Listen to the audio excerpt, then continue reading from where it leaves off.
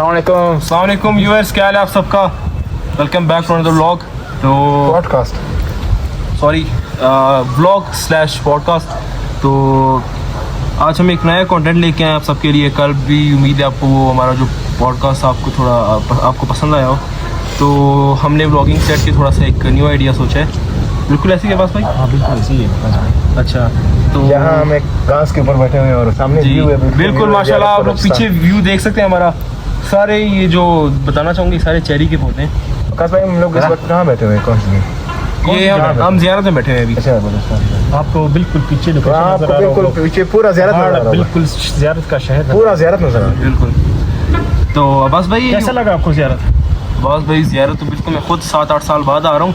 तो माशाल्लाह हमने जो ये आपको कोई चीज़ बदली लग रही है? कोई चीज़ ऐसी नहीं लग रही है? नहीं मुज़म्मिल भाई, देखिए ज़ियारत तो मैं आया हूँ, मुझे पता था। लेकिन देखिए अब जो कल जगह हमने एक्सप्लोर किया वहाँ माशाल्लाह वो तो जैसे एक आम अनइमेजिनेबल जगह है वो। तो वो जो हमने एक्सप्लोर की थी वो माशाल्लाह आप लोग को भी ब्लॉग में, आप अगर आपने नहीं देखा पुराना ब्लॉग चेक कर लें। तो अब्बास भाई, हमारे पॉडकास्ट का यही मकसद है आज के क्वेश्चन आंसर, क्वेश्चन वही जो वही क्वेश्चन आंसर्स।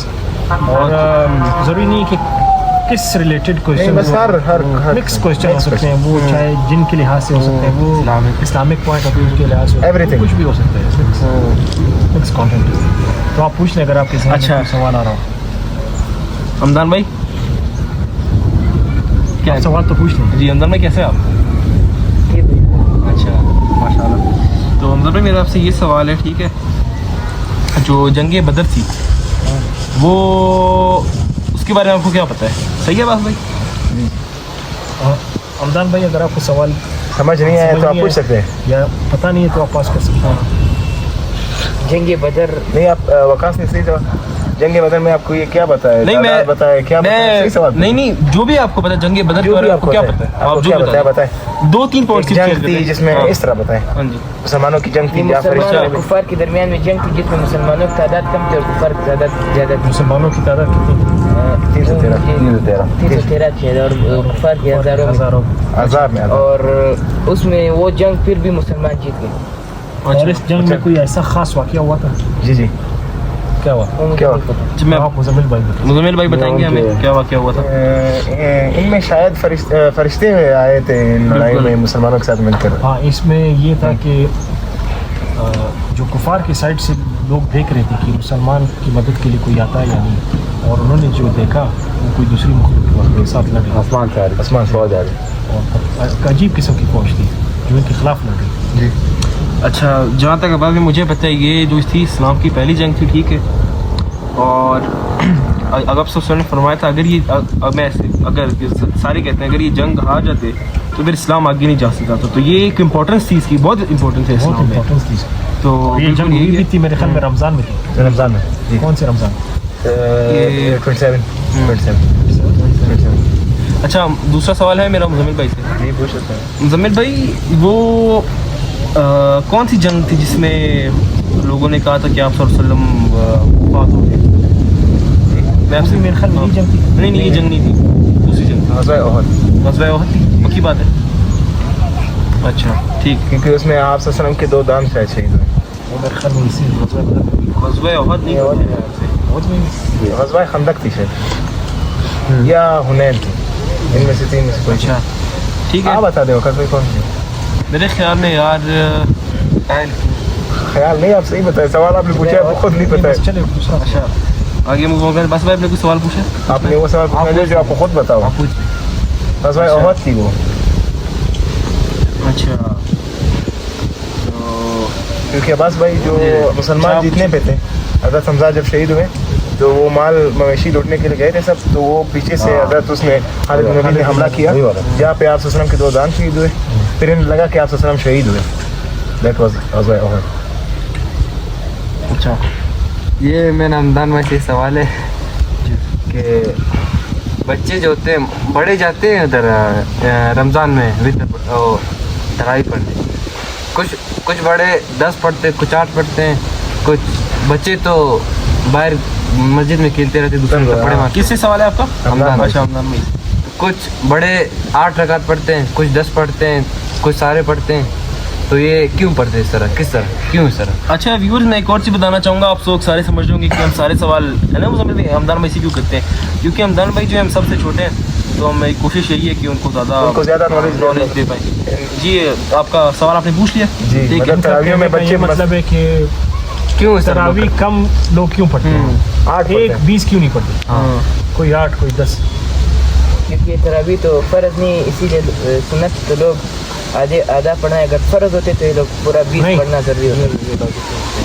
मुझे तो ये पता है। अच्छा हमदान भाई, आप सिर्फ ये बताएं कि तरावी किसने शुरू करवाई? पहले इसका जवाब तो दें। अच्छा पहले इसका जवाब तो दे तरावी भाई, आपका क्या वासिफ भाई, क्या आपका वो था?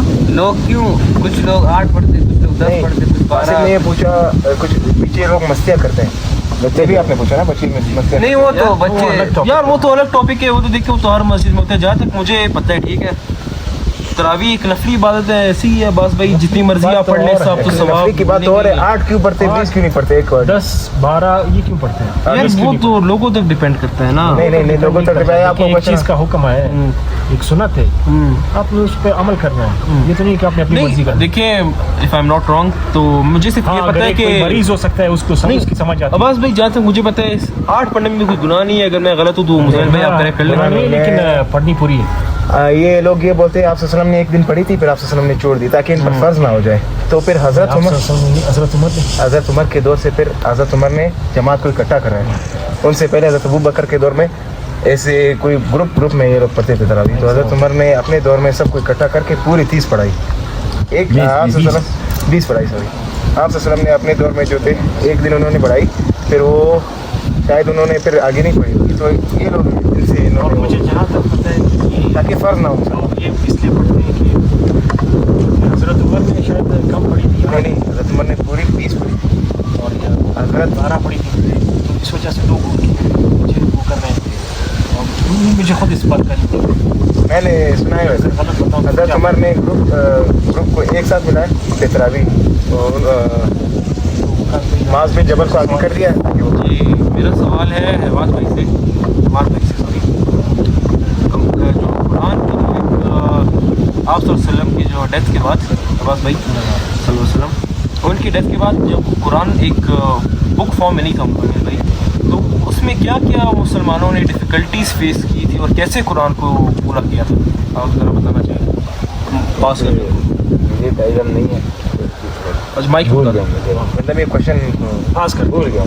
अच्छा जमील भाई आप बताएं। आप क्वेश्चन जरा रिपीट कर। अच्छा मेरा क्वेश्चन ये है कि आप क्वेश्चन ये कि जब हमारे प्यारे नबी सल्लल्लाहु अलैहि वसल्लम वफ़ात वफ़ात हो गए, हो गए, मतलब गुजर तो कुरान आधा रह गया था। कंप्लीशन किसने की? कंप्लीशन किसने की? वो एक जगह पे किसने किया?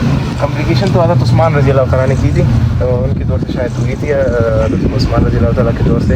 तो उन्होंने बहुत डिफ़िकल्टीज फेस की थी। नहीं, मुझे जहाँ तक याद है कि ये हज़रत उमर रज़ी अल्लाह तआला अन्हु ने इसको कंप्लीट करवाया। नहीं क्योंकि एक सूरत पहले है, एक सूरत बाद में। तरतीब जो है वो मेरे ख्याल में हज़रत उमर नहीं अब्बास भाई देखें, आप सारों को माशाल्लाह ठीक है, आप सारे सही कह रहे हैं, लेकिन जो स्टार्टिंग थी ठीक है, ये आप वसल्लम की डेथ के बाद हज़रत उमर रज़ी ने हज़रत अबू बकर को बोला था कि ये कुरान जो है ये कंप्लीट, इसका कंप्लीशन बहुत ज़रूरी है, जी, वरना हमारा मैसेज कैसे पहुँचा, अल्लाह का मैसेज कैसे पहुँचेगा। हाँ जी मैं वही कह रहा हूँ ना आपको। फिर हज़रत अबू बकर ने ये, हालांकि उनके एक शक था कि जो काम मेरे प्यारे नबी ने नहीं कर पाए तो मैं कैसे पूरा कर पाऊँ। फिर हज़रत अली और इन्होंने सवाल ऊपर खड़ा किया कि हज़रत उमर आप कौन होते हो ये हुक्म देने वाले, जो कि नहीं हज़रत अबू बकर ने भी बोला था कि ये कैसे मैं करूँ पूरा काम। तो फिर बहरहाल उनने हज़रत उस्मान के दौर में हज़रत ज़ैद जो थे उनको ये काम दिया गया था कि वो ये कुरान कि ये जितने भी पहले तो बोन्स के ऊपर लिखा गया था, ट्रीज के ऊपर लिखा गया था, इस जगह पे ना वर्सेस ऐसे कुरान के थे, तो उसको एक साथ करके, लेकिन उसमें भी काफ़ी चेक करके, क्योंकि जो हाफिज़ जो थे उस टाइम अब्बास भाई वो तो मेरे ख्याल से जंग में काफ़ी शहीद हो गए थे। हाँ बिल्कुल, तो ये सवाल था। खुद हज़रत अली रज़ी अल्लाह तआला को बड़े आगे। तो ये माशाल्लाह एक बहुत इंपॉर्टेंट क्वेश्चन था, बस भी सारों के नॉलेज में इजाफा हुआ। तो ये मतलब इस बात का जवाब ये कि हज़रत उस्मान रज़ी अल्लाह नहीं देखें, शुरू हज़रत अबू बकर से हुआ था और फिर चलता गया था ये। हज़रत तीनों ने कंप्लीट, हाँ जी, कंप्लीट हज़रत उस्मान ने की थी। इन्होंने वो जो एक पत्थर पे नहीं देखिए जमील भाई, उस्मान इन्होंने फर्दर उन्हें उसको और अच्छा किया था। हज़रत जो उमर के उस टाइम में जो मुझे याद है, उनने क्या कहते हैं इसको और दौर में नहीं हज़रत अबू बकर के दौर। नहीं हज़रत उमर जब उनके पास गए थे हाँ, कि- जो उनके पास उनने और लोगों हाँ, को हाँ, बताया था ताकि लोग ताकि इसको मिक्सअप ना करें। जी जी जी। उनने और थोड़ी सख्ती शुरू कर दी थी। तो अब्बास भाई आप कोई सवाल पूछना चाहते हैं? कोई सवाल नहीं बासित है। भाई, मुझे बासित भाई, बासित आपका सवाल है? हमदान हमदान भाई अच्छा, का अमदान सवाल। भाई का सवाल। मेरा सवाल बासित भाई, अच्छा वो रमज़ान के आखिरी 10 दिन जिसमें हम एतकाफ में आखिरी अशरा। वो उस एतकाफ में बैठने का हमारा क्या मकसद है? रमज़ान के आखिरी 10 दिन में जो लोग बैठते हैं वो इसलिए बैठते हैं ताकि मतलब वो अपना ना मोबाइल लेके जाते हैं, घर से दूर होते हैं, मस्जिद में 10 दिन गुजारते हैं।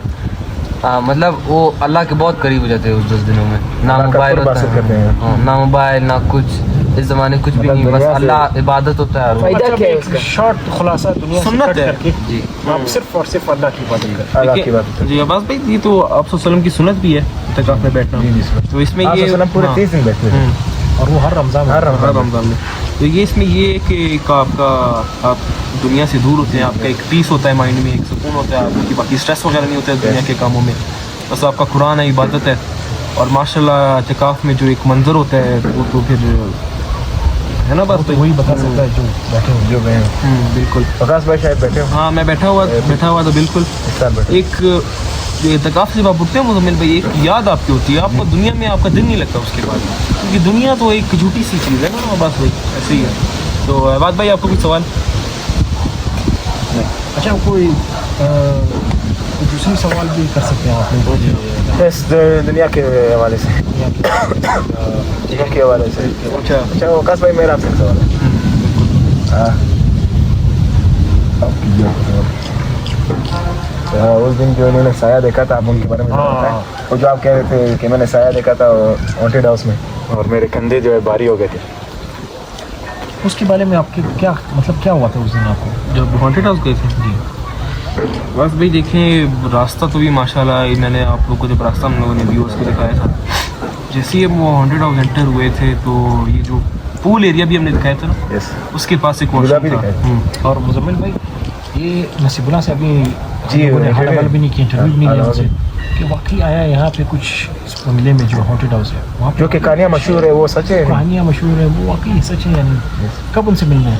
अब्बास भाई अभी खाना खा के मिलते हैं फिर मगरब के टाइम में। वो शायद गए होंगे कोई भाई। अच्छा मगरब के टाइम में गए। बताएं। वो जो हम उस दिन वहाँ गए थे गाँव, तो वो आदमी जो कह रहा था कि इधर बकरों का एक कोई चीज़ है, बकरों का खाली खून चूसता है, उसे काटा नहीं ना कुछ, खाली खून चूसता है। बढ़िया। तो ये भी है। हाँ ये उस दिन मुझे बड़ा उन्होंने हैरान कर दिया, मतलब जी इन पहाड़ों में खुद एक ही डर गया। मशकूक किस्म का जानवर है। और उन्होंने कहा बाकी तो कुछ नहीं है, एक अजीब किस्म का जानवर भेड़िया है टाइप, भेड़िया जो कभी रात बकरों को को यहाँ से पकड़ के उसका सिर्फ खून चूसता है। तो किस किस्म का जानवर है? गोश्त नहीं खाते, इंसानों गोश्त के नहीं खाता, भी सिर्फ ऐसे खून पीता बकरों है। को नहीं बकरों को, और है भी छोटा सा, है भी छोटा। मतलब भेड़िए की तरह। भेड़िया है नहीं, भेड़िए की तरह है। नहीं देख अल्लाह को पता होगा। बस भाई भेड़िया तो पूरा जानवर नहीं खाता। मैं वही कह रहा हूँ ना, वो तो गोश्त खाता तो है, पूरा जानवर खाता नहीं सिर्फ खून पीता है। चलिए खैर बहरहाल वो आपके साथ बता रहे थे है। जी जो आप साया आपके देखा पास कांदे मुबारक जो बारी ये अब्बास भाई ये जो हम गए थे हॉन्टेड हाउस पूल एरिया के पास, मैं बता रहा हूँ आपको, ये आप लोग सारे व्लॉग में थे, वॉशरूम भी था वहाँ। तो एक मुझे जो स्मेल ने एक तो मेरे दिमाग को लगता है इससे मेरा दिमाग फ्रीज हो गया, ऐसी स्मेल थी। वो जो एक हाँ। ग्लास टूटी हुई थी उनके बारे में। हाँ वही बता रहा हूँ ना मैं। फिर जो वो ग्लास की तरह मैंने आप ब्लॉग में भी आप पिछले ब्लॉग में देख सकते हैं, मैंने जो ग्लास दिखाई थी अब्बास भाई, वो अंदर से मुझे लग रहा था कोई चीज़ बैठी हुई। कमरा बाकी से बंद है, मुझे फील हुआ है यार, तभी तो मैं एकदम से पीछे हुआ हूँ। मैं आप लोग का ब्लॉग नहीं डिस्टर्ब करना चाह रहा था यार। तो हम लोग यार उस जगह क्यों नहीं एक्सप्लोर करते, उस जगह क्यों नहीं जाते? आज रात प्रोग्राम बना था, आज चलते हैं, मैं सिद्रा से भी मिलते हैं वो जगह आज रात, रात और फाइंड आउट करते हैं कि वो क्या था, या जी, वो क्या है जी, जो वकास भाई ने जो देखा वकास भाई ने देखा या महसूस किया। महसूस। तो अब्बास भाई देखिए मैं जब वापस आया था, ये जो कल हम लोग बैठे थे जी कल रात को, वो जो आवाज़ें आई थी, वो जो गेट टकरा था यार मुझे ऐसे महसूस हो रहा था जैसे कोई चल के आ रहा हो छत के ऊपर, छत के छत के ऊपर से पहले तो मुझे ये कमरे से महसूस हुआ, कमरे